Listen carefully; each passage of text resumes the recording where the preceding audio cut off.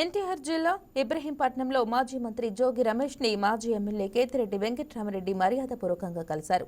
జోగి రమేష్ ని తప్పుడు కేసుల్లో ఇరికించి జైలుకు పంపించారని ఆరోపించారు. వైసీపీ నేతలు కేసులకు భయపడే రోజులు పోయాయన్నారు. ఎన్ని కేసులు పెడితే అంత ఉత్సాహంతో పోరాటం చేస్తామని తెలిపారు.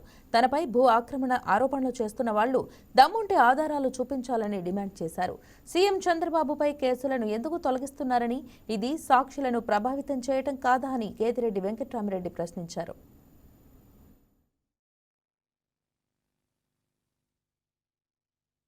నకిలీ మద్యం మీద క్యూఆర్ కోడ్ ఇతను కాదండి, మేమున్నప్పుడే తీసుకొని వచ్చాం. నేను సింపుల్, మీరు లాజిక్ ఆలోచించు. తక్కువ ధరతో మంచి మద్యం ఏ విధంగా దొరుకుతుంది, క్వాలిటీ మెయింటైన్ చేయాలంటే కొద్ది కాస్ట్ అవుతుంది. మళ్ళీ మన కూడా అంటే మన దేశంలో మన తెలుగు రాష్ట్రాల్లో ఆ విధంగా ఉందండి. మంచి చదివిస్తాం, మంచి ఆరోగ్యం ఇస్తామంటే అది వద్దు, మంచి మందు కావాలా అంటే అందరు ఈలలేసినారు. చంద్రబాబు నాయుడు అనేది మంచి మందు ఇస్తానన్నారు, అందరు ఈలలేసినారు. మంచి విద్య ఇచ్చినాము జగన్ రెడ్డి చెప్పినాడు, మంచి వైద్యం ఇస్తాము ఆరోగ్యశ్రీ తీసుకొని వచ్చిన జగన్ రెడ్డి, దానికి ఎవరు వీళ్ళలేలా తప్పట్లు కొట్టారు, కేకలేసినారు. ఎందుకంటే మనకు అదొకటి ఎందుకు అలవాటు ఏంటి, మన కష్టం వచ్చినా నష్టం వచ్చినా మందు ముందర చెప్పుకుంటాను, కానీ ఇంట్లో పిల్లం పిల్లల దగ్గర కూడా చెప్పుకోవటం అంత మందుకు చెప్తే అదే తీర్చేస్తాను. సో డెఫినెట్ గా నకిలీ మద్యం విషయంలో క్యూఆర్ కోడ్ అప్పుడు జగన్మోహన్ రెడ్డి గారే తీసుకొని రావడం. ఏ బ్యాచ్ అయితే అక్కడ నుంచి అవుతుందో, బ్రీవరీస్ నుంచి వస్తుందో, డిస్టిలరీస్ నుంచి వచ్చి షాప్ వస్తుంది, డెఫినెట్ గా అక్కడ నుంచే క్యూఆర్ కోడ్ నుంచి బయటకు రావడం వచ్చేస్తుంది. ఇక్కడ నేను చెప్తున్నది ఏంటంటే, మా అనంతపురం ఇప్పుడు మాకు దగ్గరనే మొలకల చెరువు మనం దొరికిన ప్రాంతం, అలాంటివి చాలా ఉన్నాయి అంటున్నాను.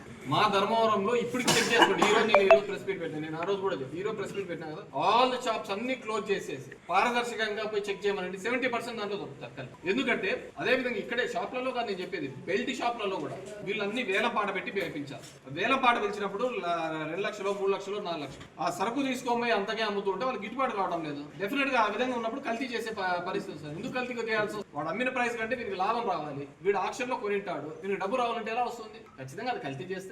నేను ఆ రోజు కూడా అన్నాను, నా ప్రెసిడెంట్ ఒకరికి పుట్టిన నా కొడుకు ఎవడైనా కానీ చూపియండి అని చెప్పి, ఒకరికి పుట్టిన నా కొడుకు ఎవడైనా కానీ చూపియండి అన్న. ఇది నేను ఈరోజు మొదలు పెట్టాను కదా, ఎప్పుడో 15 ఏళ్ల నుంచి మొదలు పెట్టాను. సరే ఇప్పుడు సోషల్ మీడియా జమానా ఇవన్నీ వచ్చిన తర్వాత ఒక ఎమ్మెల్యే అతను జనం దగ్గరికి, నేను ఈ రోజు అది ఎప్పటి నుంచో పోతుంది. జనం దగ్గరికి పోవాలి అంటే గట్స్ ఉండాలి. అధికారం లేకొచ్చింది, అధికారంలో లేకముందు చాలా చెప్తా అంటాడు. ఇప్పుడు సూపర్ 6 సూపర్ హ్యాపీస్ అని అన్ని చెప్పుకుంటూ పోతా అంటాడు.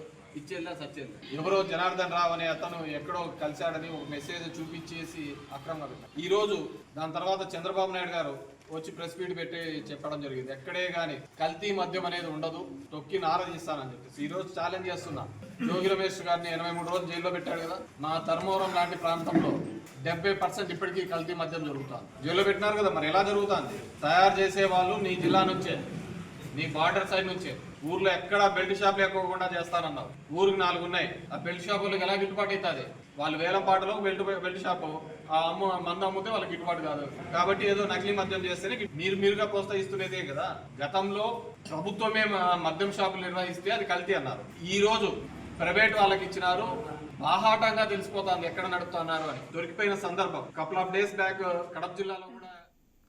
హాయ్ వ్యూయర్స్, ఈ వీడియో మీకు నచ్చినట్లయితే లైక్ కొట్టి షేర్ చేసి వైకే టీవీని సబ్స్క్రైబ్ చేసుకోండి.